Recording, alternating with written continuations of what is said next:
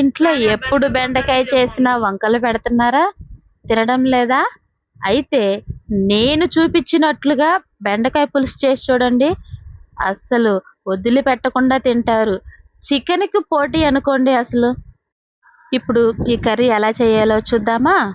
ఇప్పుడు ముందుగా స్టవ్ మీద బండి పెట్టి ఆయిల్ వేసి అందులో బెండకాయల ముక్కలు ఫస్ట్ డీప్ ఫ్రై చేసుకోండి.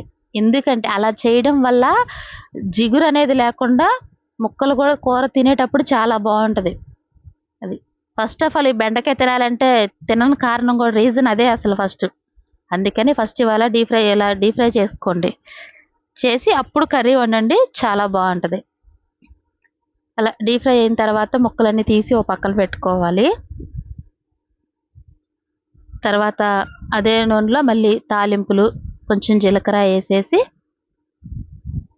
అందులో మళ్ళీ ఆనియన్స్, పచ్చిమిర్చి అవి కూడా వేసి బాగా వేపాలి. అందులోనే కొంచెం టమాటాలు, కొంచెం అల్లం వెల్లుల్లి పేస్ట్ కూడా, అవన్నీ బాగా వేగిన తర్వాత ఉప్పు, కారం, పసుపు ఇవన్నీ వేసేయండి.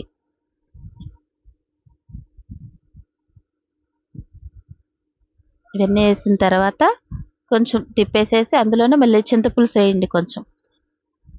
ఎందుకంటే మనం పెట్టేది బెండకాయ పులుసు కదా, అందుకని.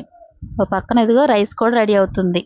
సేపు ఆ చింతపులుసు మరిగిన తర్వాత మనం ముందుగానే ఫ్రై చేసి పెట్టుకున్న ఈ బెండకాయ ముక్కలు కూడా అందులో వేసేసి బాగా మగ్గనివ్వాలన్నమాట. మరీ నీళ్ళులాగా కాకుండా ఇట్లా గ్రేవీగా ఉండేటట్లు అనమాట.